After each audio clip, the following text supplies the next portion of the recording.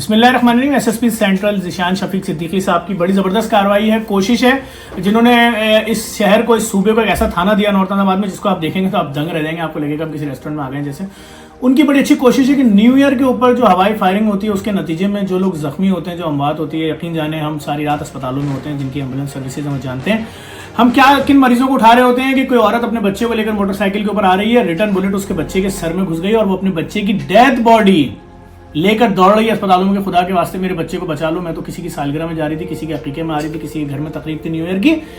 वो फैमिलीज, वो बुजुर्ग, वो वालिदैन जो घरों के सहन में बैठे होते हैं, या घर के ऊपर कोई औरत गई है, कोई कपड़ा फैला रही है, कोई उतार रही है, या जो लोग बेचारे छतों पे रहते हैं, दो कमरे के घरों में, अगर वो देख रहे हैं कोई आतिशबाजी या फायरवर्क्स और रिटर्न में उनकी लाशें पहुंच रही हैं अस्पतालों में, तो कितना बड़ा गुनाह है।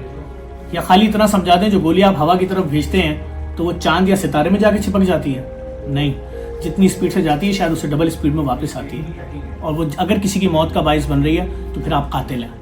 ज़िशान शफीक सिद्दीकी साहब ने 100% ऐलान किया है कि निशानदही करें उन लोगों की जो इस तरह से फायरिंग कर रहे हैं, और अगर किसी की अमवात होगी तो इन लोगों के खिलाफ कत्ल की दफात के तहत पर्चे कटेंगे। खुदारा